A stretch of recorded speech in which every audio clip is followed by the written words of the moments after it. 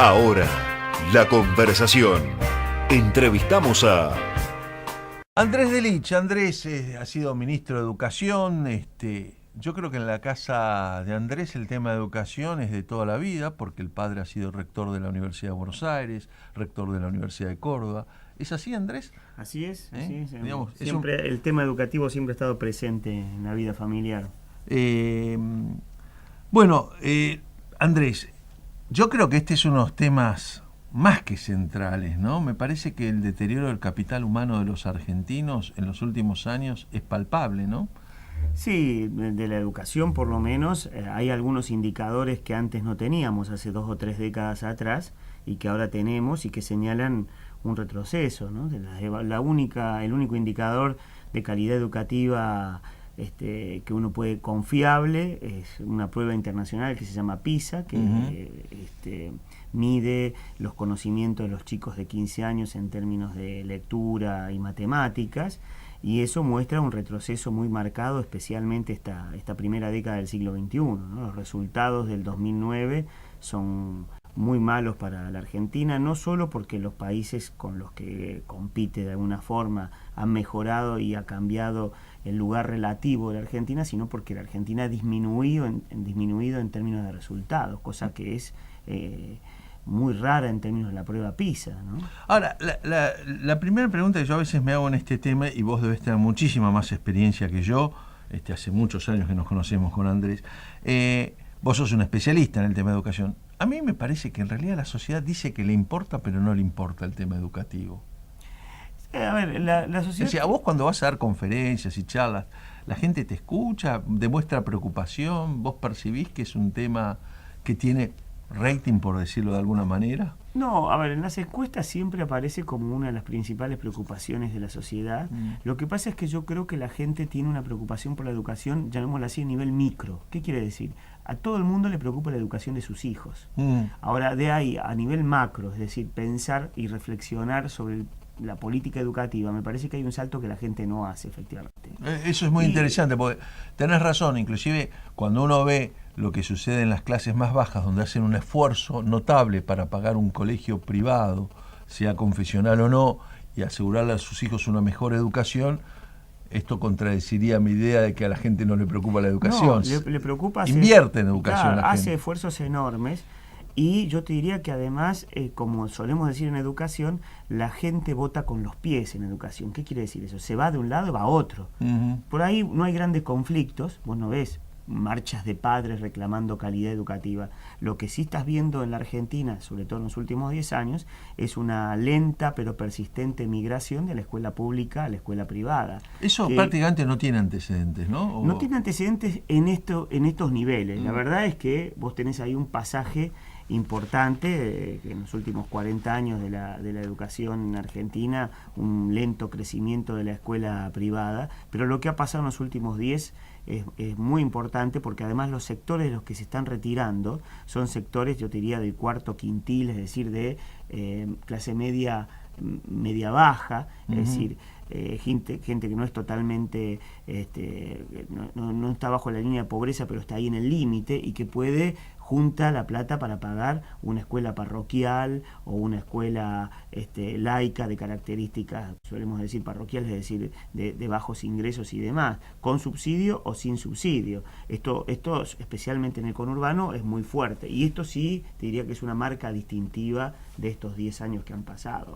Bueno, ahí hay una paradoja que siempre la hablamos con Rogelio Frigerio y nos lleva a mí a cuestionar, entre otras cosas, cuestionar ciertas ideas marxistas o ciertos sectores que creen que la plata soluciona todos los problemas de la vida, porque en educación hemos puesto 6 puntos y pico del PBI, o sea que hemos aumentado el presupuesto educativo significativamente. No sé cuánto era el presupuesto educativo cuando vos fuiste ministro, y encima de un PBI que es más grande, ¿no? Que ha crecido, con lo cual no ha faltado recursos, dinero y plata puesta en educación. Porque me parece que faltan ideas y faltan mejorar a los educadores.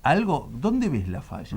¿Dónde te parece a vos que está esa falla? Retomando un poco lo que vos decís, para los que son investigadores de la política educativa, esta es una década extraordinaria. Mira, hay algunas cosas que son claves para poder ver un proceso. Si vos decís más dinero lo hubo. El presupuesto saltó de 4,5 del PBI, la inversión en educación, a casi 6,5, sin contar la inversión privada. Estamos hablando solo de la pública, que también debe haber crecido.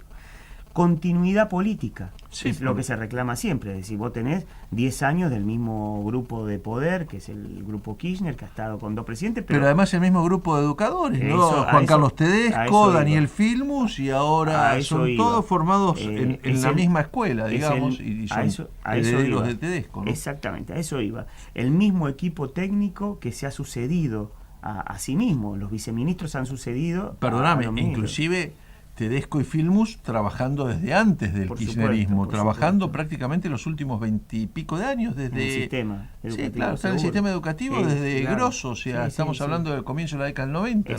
Exacto. O sea, gente que conoce muy bien el sistema. Entonces tenés continuidad política general, tenés mayor dinero y tenés continuidad de los equipos. Y tenés, te diría algo que también ha sido positivo, recuperación del salario real docente. Cuando vos mirás la curva de recuperación del salario docente, que es muy importante y además está bien bueno, que haya sido así, claro, que es muy bueno. Ahora muchachos enseñan. Ahora, claro, cuando vos tenés estas 4 cosas y los resultados 10 años después son peores en términos de cobertura de matrícula, de resultados de calidad, en términos de repitencia y demás, vos tenés que preguntarte qué pasó. Y efectivamente es esto que vos decís, la plata ayuda, pero no lo es todo, y en la política educativa tampoco. ¿Qué pasa? Y yo creo que nosotros estamos invirtiendo en un sistema, en un viejo sistema educativo que ya no puede responder a las demandas que está haciendo esta sociedad. Y no puede responder, entonces es como si le pusiéramos nafta de calidad a un Forté.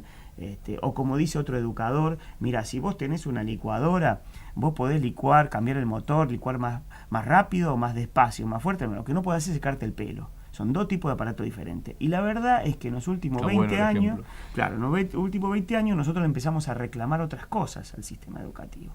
Le empezamos a reclamar calidad, le empezamos a poner presión en términos de la formación de los chicos. Acordate que hace 30 años nadie planteaba, daba de suyo que vos ibas a la escuela y aprendías. Y los que le iba razonablemente bien iban a la universidad y los otros iban a trabajar.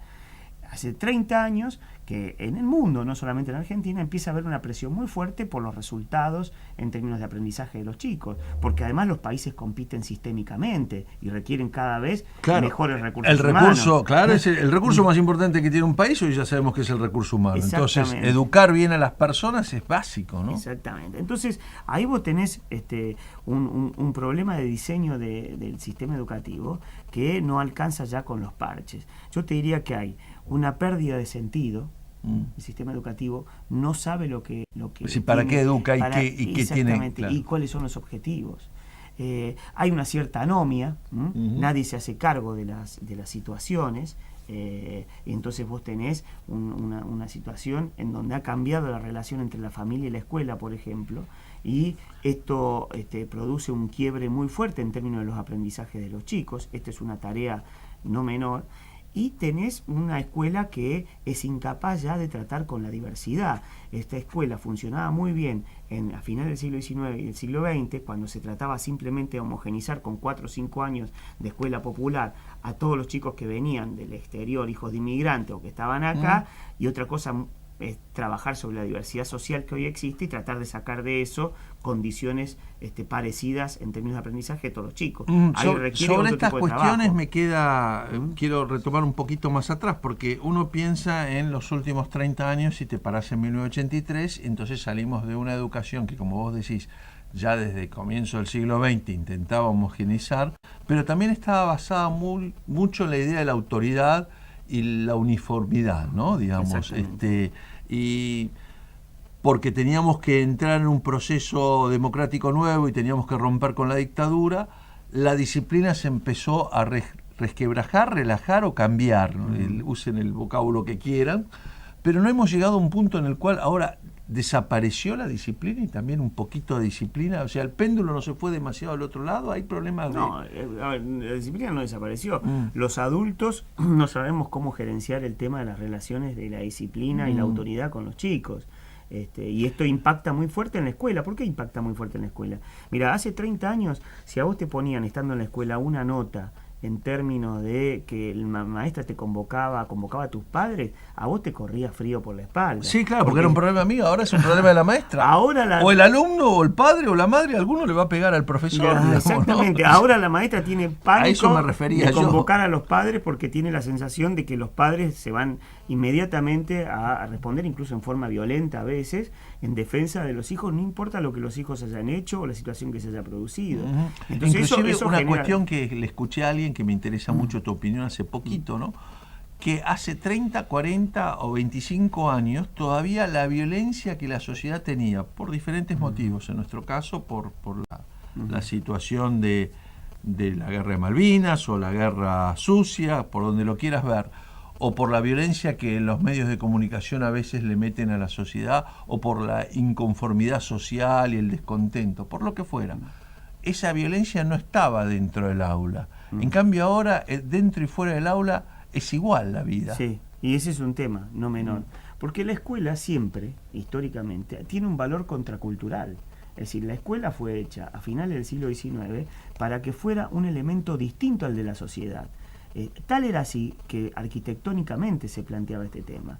Las escuelas que diseñaban a finales del siglo XIX tenían que ver con templos del saber, con esa cosa arquitectónica. Incluso la calidad del edificio la tenía que ver calidad con del eso, edificio, claro. con la cosa llamativa de que en medio de la pampa húmeda, vos vas a las viejas escuelas normales del interior de la provincia de Buenos Aires, siempre hay 1 o 2 escalones o 3 escalones para subir en un terreno chato como es el de la pampa húmeda. Y esto tiene que ver con la construcción y la idea de los jóvenes que subían a un lugar diferente de la sociedad, donde había reglas muy firmes, donde había procedimientos, prácticas y demás muy firmes. La idea de que la sociedad se mezcla con la escuela no es una buena cosa, porque la verdad es que no todo lo que sucede en la sociedad es bueno. Mucho menos la política, ¿no? Como sucedió con la Cámpora Digo, pero además en términos de aprendizaje y socialización, la escuela tiene otras rutinas y tiene la misión de transmitir determinados valores que no siempre están presentes en la sociedad, pero que ha decidido la sociedad transmitirlos a través del aparato educativo. Esa es la razón del aparato educativo, además del aprendizaje de los chicos de matemáticas, es transmitir una cierta grupo de valores e ideas acerca de lo que es el país, la patria y de cómo se desenvuelve un ciudadano y demás, formar ciudadanos. Bueno, ahora, eso se pierde cuando se mezcla todo, la escuela y la sociedad. Te voy a pedir, Andrés, un minutito de paciencia, así presentamos los auspicios del programa y después seguimos conversando con Andrés Delich, que fue ministro de Educación, que es un joven político, yo diría que es una de las reservas de la política más importante que tiene nuestro país, que tiene una dilatada experiencia a pesar de ser un hombre todavía joven. Porque me quedan varios temas, me queda hablar de dónde ves más problemas, en la primaria, en la secundaria, el sistema universitario. Vamos a los auspicios y seguimos conversando con Andrés Delich.